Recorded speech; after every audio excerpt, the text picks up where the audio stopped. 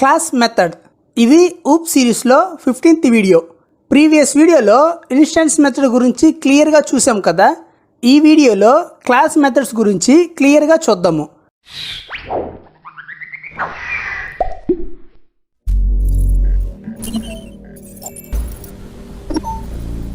Video ఎక్కడ skip చేయకండి. మీరు స్కిప్ చేస్తే మంచి ఇంపార్టెంట్ పాయింట్స్ మిస్ అవుతారు. సో వీడియో మొత్తం చూడండి. మన ఛానల్ని ఎవరైనా సబ్స్క్రైబ్ చేసుకోకుంటే చేసుకోండి. అలాగే నోటిఫికేషన్స్ ఆన్ చేసుకోండి. మీకు మంచి డెప్త్ కంటెంట్ ఇస్తాం. Class methods. నార్మల్గా మనం క్లాస్లో ఏ మెథడ్ క్రియేట్ చేసినా అవి ఇన్స్టాన్స్ మెథడ్సే. ఈ ఇన్స్టాన్స్ మెథడ్ ఎందుకు క్రియేట్ చేస్తాము అంటే ఇన్స్టాన్స్ వేరియబుల్స్ పైన ఆపరేషన్స్ చేయడానికి యూజ్ చేస్తాము. సో ఇన్స్టాన్స్ వేరియబుల్స్ దేనికి ఉంటాయి? ఆబ్జెక్ట్స్కి ఉంటాయి. సో ఇన్స్టాన్స్ మెథడ్స్ని ఆబ్జెక్ట్కి యూజ్ చేస్తాము.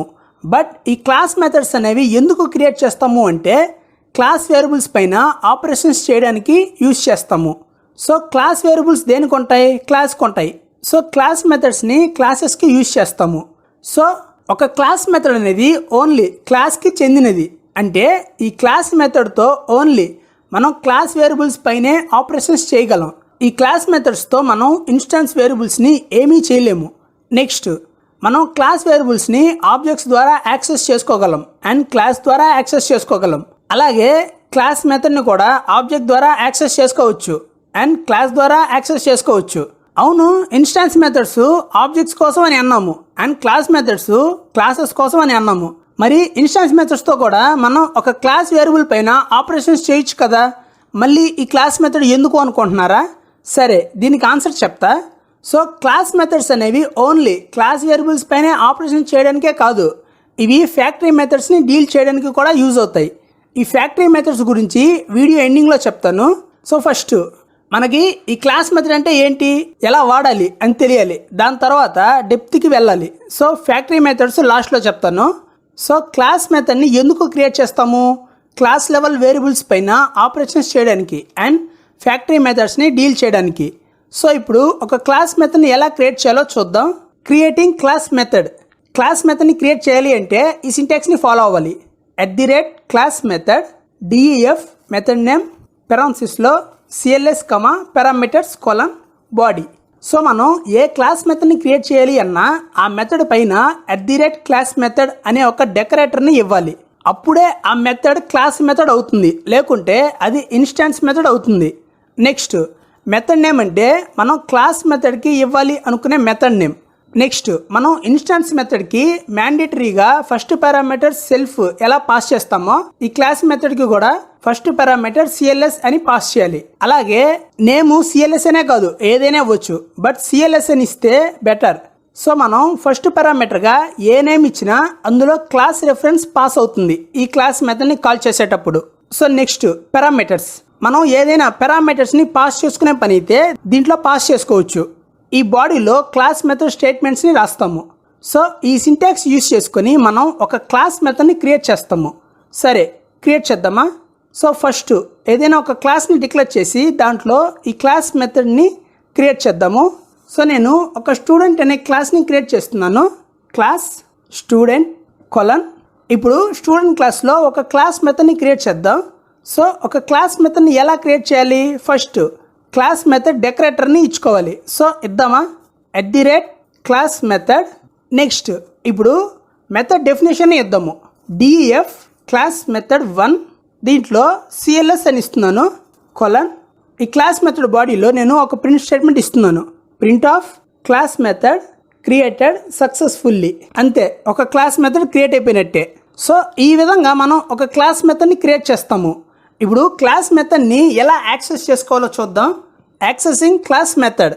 మనం క్లాస్ మెథడ్ని క్లాస్ ద్వారా అండ్ ఆబ్జెక్ట్స్ ద్వారా యాక్సెస్ చేసుకోగలం. సో మనం ఏ క్లాస్కి ఈ క్లాస్ మెథడ్ని క్రియేట్ చేసామో ఓన్లీ ఆ క్లాస్తోనే యాక్సెస్ చేసుకోగలం. నెక్స్ట్, ఏ ఆబ్జెక్ట్ మనం క్లాస్ మెథడ్ క్రియేట్ చేసిన క్లాస్ నుంచి క్రియేట్ చేస్తామో ఓన్లీ ఆ ఆబ్జెక్ట్స్తోనే ఈ క్లాస్ మెథడ్ని యాక్సెస్ చేసుకోగలం. సో ఒక క్లాస్ మెథడ్ని యాక్సెస్ చేసుకోవడానికి syntax object or class name dot class method పెరాన్సిస్లో ఆర్గ్యుమెంట్స్. సో మనం ఆబ్జెక్ట్ అయితే ఆబ్జెక్ట్ ఆర్ క్లాస్ అయితే క్లాస్ ఏదైనా ఇచ్చి దానికి డాట్ పెట్టి క్లాస్ మెథడ్ యొక్క నేమ్ ఇచ్చి దాంట్లో ఏదైనా ఆర్గ్యుమెంట్స్ ఉంటే పాస్ చేయాలి. సరే, ఇప్పుడు ఫస్ట్ క్లాస్తో క్లాస్ మెథడ్ని యాక్సెస్ చేసుకుందాం. చూడండి, క్లాస్ మెథడ్ నేమ్ ఏంటి? Class method 1. So student dot class method 1 parenthesis. Next ఈ క్లాస్ మెథడ్లో ఏ పారామీటర్స్ లేవు. ఇప్పుడు ప్రోగ్రామ్ ఎగ్జిక్యూట్ చేద్దాం. అవుట్పుట్ చూడండి. క్లాస్ మెథడ్ క్రియేటెడ్ సక్సెస్ఫుల్లీ అని ప్రింట్ అయింది. మనం సిఎల్ఎస్ పారామీటర్కి ఆర్గ్యుమెంట్ ఇవ్వాల్సిన అవసరం లేదు. ఈ స్టూడెంట్ క్లాస్ రిఫరెన్స్ ఈ మెథడ్లో ఉన్న సిఎల్ఎస్ పారామీటర్లోకి ఆటోమేటిక్గా స్టోర్ అవుతుంది. ఈ విధంగా మనం ఒక క్లాస్ మెథడ్ని క్లాస్ ద్వారా యాక్సెస్ చేసుకుంటాము. ఇప్పుడు ఆబ్జెక్ట్తో క్లాస్ మెథడ్ని యాక్సెస్ చేసుకుందాం. సో ముందు ఒక ఆబ్జెక్ట్ని క్రియేట్ చేద్దాం. చూడండి, student1 equal to student parenthesis. So student1 అనే ఆబ్జెక్ట్ క్రియేట్ అయింది. ఇప్పుడు క్లాస్ మెథడ్ని కాల్ చేద్దాం. సింటాక్స్ గుర్తుంది కదా, student1 dot class method 1 parenthesis, అంతే. ఇప్పుడు ప్రోగ్రామ్ ఎగ్జిక్యూట్ చేద్దాం. అవుట్పుట్ చూడండి. Class method created successfully 2 times print అయింది. మనం సిఎల్ఎస్ పారామీటర్కి ఆర్గ్యుమెంట్ ఇవ్వాల్సిన అవసరం లేదు. ఈ student1 ఆబ్జెక్ట్ యొక్క స్టూడెంట్ క్లాస్ రిఫరెన్స్ ఈ మెథడ్లో ఉన్న సిఎల్ఎస్ పారామీటర్లోకి ఆటోమేటిక్గా స్టోర్ అవుతుంది. ఈ విధంగా మనం ఒక క్లాస్ మెథడ్ని ఆబ్జెక్ట్ ద్వారా యాక్సెస్ చేసుకుంటాము. క్లాస్ మెథడ్ని ఎలా యాక్సెస్ చేసుకోవాలో చూసాం కదా. ఇప్పుడు క్లాస్ మెథడ్ని యూజ్ చేసుకొని క్లాస్ వేరియబుల్స్ ఎలా యాక్సెస్ చేసుకోవాలో చూద్దాము. సో క్లాస్ వేరియబుల్ని యాక్సెస్ చేసుకోవాలి అంటే ముందు మనకి క్లాస్లో క్లాస్ వేరియబుల్ ఉండాలి కదా. సో నేను ఈ స్టూడెంట్ క్లాస్లో కాలేజ్ అనే ఒక క్లాస్ వేరియబుల్ని క్రియేట్ చేస్తున్నాను. చూడండి, college equal to XYZ. Okay, create చేసేసాను. ఇప్పుడు ఆల్రెడీ క్లాస్ మెథడ్ని క్రియేట్ చేసాం కదా, దీన్నే కొద్దిగా మారుద్దాం. సో మనం ఒక క్లాస్ వేరియబుల్ని యాక్సెస్ చేసుకోవాలి అంటే సింటాక్స్ ఇది ఇవ్వాలి, CLS dot class variable name, ఇంతే. So CLS dot class variable ఏముంది మనకాడ? కాలేజ్. సో కాలేజ్ అని ఇస్తున్నాను. ఆల్రెడీ మనం క్లాస్ అన్న ఆబ్జెక్ట్ని యూజ్ చేసుకొని ఈ మెథడ్స్ని కాల్ చేసే స్టేట్మెంట్స్ని ఇచ్చాం కదా. ఇప్పుడు ప్రోగ్రామ్ ఎగ్జిక్యూట్ చేద్దాం. అవుట్పుట్ చూడండి, XYZ అని వచ్చింది. సో ఈ విధంగా మనం ఒక క్లాస్ మెథడ్ యూజ్ చేసుకొని క్లాస్ వేరియబుల్ని యాక్సెస్ చేసుకుంటాము. ఇప్పుడు క్లాస్ మెథడ్ యూజ్ చేసుకొని క్లాస్ వేరియబుల్ ఎలా అప్డేట్ చేయాలో చూద్దాం. Updating class variables using class methods. మనం క్లాస్ మెథడ్స్ యూజ్ చేసుకొని క్లాస్ వేరియబుల్స్ని అప్డేట్ చేసుకోవచ్చు. సో ఒక క్లాస్ వేరియబుల్ని క్లాస్ మెథడ్లో అప్డేట్ చేయాలి అంటే ఏమీ లేదు, సింపుల్. మనం ఏ క్లాస్ వేరియబుల్ని అప్డేట్ చేయాలి అనుకుంటున్నామో ఆ క్లాస్ వేరియబుల్ని CLS డాట్కి ఇచ్చి మనం ఏ వాల్యూతో అప్డేట్ చేయాలి అనుకుంటున్నామో ఆ వాల్యూ ఇవ్వాలి. సింటాక్స్ చూడండి, CLS dot class variable name equal to new value. సరే, ఆల్రెడీ మనం ఒక క్లాస్ మెథడ్ని క్రియేట్ చేసాం కదా. ఇప్పుడు ఆ మెథడ్ యూజ్ చేసుకొని క్లాస్ వేరియబుల్ని అప్డేట్ చేద్దాం. సో ఈ మెథడ్ బాడీలో ఉండే ప్రింట్ స్టేట్మెంట్ అలానే ఉంచి నెక్స్ట్ లైన్లో అప్డేట్ చేద్దాం. చూడండి, సింటాక్స్ గుర్తుంది కదా. So CLS dot college equal to మనం ఏ వాల్యూతో అప్డేట్ చేయాలనుకుంటున్నామో ఆ వాల్యూ ఇవ్వాలి. మీరు ఇక్కడ డైరెక్ట్గా అయినా ఇవ్వచ్చు, లేదా మెథడ్లో నుంచి పాస్ చేసి అయినా ఇవ్వచ్చు, ఎలా అయినా ఇవ్వచ్చు, ఏమీ కాదు. బట్ మెథడ్ ద్వారా అయితే మనకి నచ్చిన వాల్యూతో సింపుల్గా అప్డేట్ చేసుకోవచ్చు. సో నేను ఈ క్లాస్ మెథడ్లో ఒక పారామీటర్ని ఇస్తున్నాను, న్యూ వాల్యూ అని. చూడండి, సో ఇప్పుడు ఈ న్యూ వాల్యూని ఇక్కడ ఇద్దాము.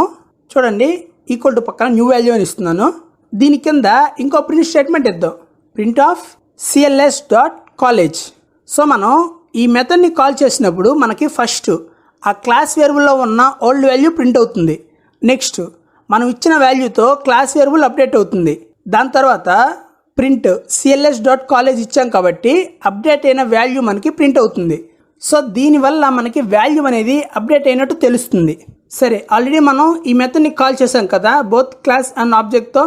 బట్ ఇప్పుడు మనం ఆర్గ్యుమెంట్ పాస్ చేయాలి న్యూ వాల్యూ పారామీటర్కి.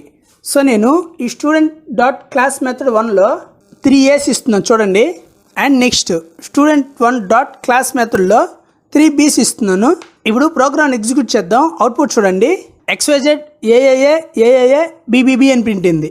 ఫస్ట్ XYZ అనేది మనం క్లాస్ వేరియబుల్ని అప్డేట్ చేయక ముందున్న వాల్యూ. నెక్స్ట్ క్లాస్ మెథడ్ని AAAతో అప్డేట్ చేసిన తర్వాత వాల్యూ అనేది చేంజ్ అయ్యి ప్రింట్ అయింది.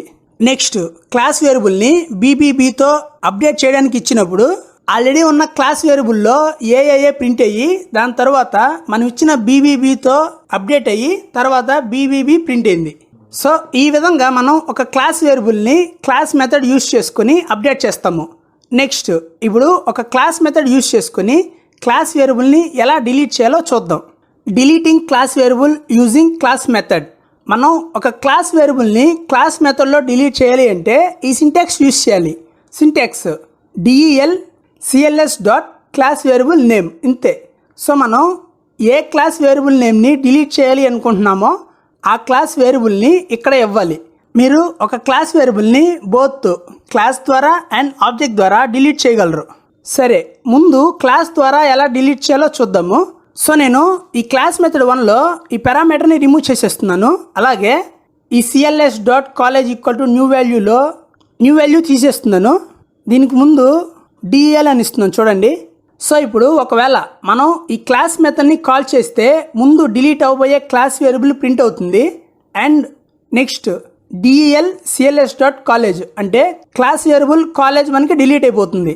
సో ఇది డిలీట్ అయిందా లేదా అని చెక్ చేయడానికి ఈ కింద ప్రింట్ cls డాట్ కాలేజ్ అని ఇచ్చాను. ఒకవేళ కాలేజ్ నేమ్ వేరియబుల్ డిలీట్ అయితే మనకి ఎర్రర్ వస్తుంది. అదే డిలీట్ అవ్వకుంటే ఎర్రర్ రాకుండా ఆ వేరియబుల్ ప్రింట్ అవుతుంది. సరే, ఇప్పుడు ఈ కింద 2 స్టేట్మెంట్స్ కామెంట్లో పెడుతున్నాను చూడండి. నెక్స్ట్ ఈ స్టూడెంట్ డాట్ 1 క్లాస్ మెథడ్ 1లో ఈ వాల్యూని తీసేద్దాం, ఎందుకంటే మనకి మెథడ్లో ఏ పారామీటర్ లేదు కదా. సో ఇప్పుడు ప్రోగ్రామ్ని ఎగ్జిక్యూట్ చేద్దాం. అవుట్పుట్ చూడండి, xyz అని వచ్చింది అండ్ ఎర్రర్ వచ్చింది, ఎందుకంటే మనం xyz అనే క్లాస్ వేరియబుల్ని డిలీట్ చేసాం కాబట్టి. సో ఈ విధంగా మనం ఒక క్లాస్ వేరియబుల్ని డిలీట్ చేస్తాము. సో మనం క్లాస్ వేరియబుల్ని ఆబ్జెక్ట్ ద్వారా కూడా డిలీట్ చేయగలము అని చెప్పాం కదా. కావాలంటే ఇప్పుడు చేద్దాం చూడండి. ఈ రెండింటికి కామెంట్ తీసేసి పైదానికి కామెంట్ పెడుతున్నాను.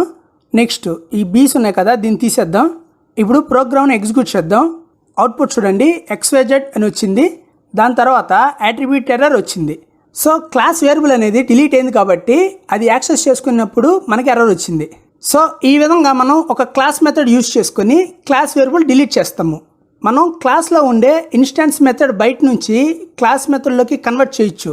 బట్ మనం ఇన్స్టాన్స్ మెథడ్ని క్రియేట్ చేసేటప్పుడు దాంట్లో ఫస్ట్ పారామీటర్గా సెల్ఫ్ ఇస్తాము. బట్ క్లాస్ మెథడ్లో ఫస్ట్ పారామీటర్గా cls ఉండాలి. సో అందువల్ల ఎవరు దీన్ని ఎక్కువగా కన్వర్ట్ చేయరు. సరే, ఇప్పుడు ఫ్యాక్టరీ మెథడ్స్ గురించి చెప్పుకుందాం. ఫ్యాక్టరీ మెథడ్స్ అంటే ఒక మెథడ్ యూస్ చేసుకొని ఒక ఆబ్జెక్ట్ని క్రియేట్ చేయడం. సో మనం ఫ్యాక్టరీ మెథడ్స్ని క్లాస్ ఇన్స్టెన్స్ని క్రియేట్ చేయడానికి యూజ్ చేస్తాము. అవును, ఆల్రెడీ మనకి ఒక ఆబ్జెక్ట్ని క్రియేట్ చేయడానికి కన్స్ట్రక్టర్ ఉంది కదా, మళ్ళీ ఈ ఫ్యాక్టరీ మెథడ్ ఎందుకు అనుకుంటున్నారా? సో ఈ ఫ్యాక్టరీ మెథడ్ అనేది ఆల్టర్నేట్ కన్స్ట్రక్టర్ లాగా వర్క్ అవుతుంది. అసలు ఎప్పుడు ఈ ఆల్టర్నేట్ కన్స్ట్రక్టర్ని వాడతాము అంటే ఇది ఎగ్జాంపుల్ బేస్ చేసుకొని చెప్తాను. సపోజ్ మన కాడ ఒక క్లాస్ ఉంది, అది స్టూడెంట్ క్లాస్. సో ఆ క్లాసు ఈ విధంగా ఉంది చూడండి.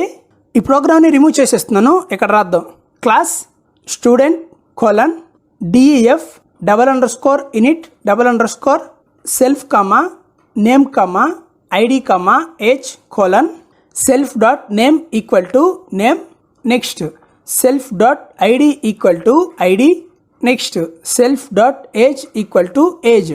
సో మనం ఈ క్లాస్కి స్టూడెంట్స్ ఆబ్జెక్ట్ని క్రియేట్ చేయాలి అంటే ఏం చేయాలి?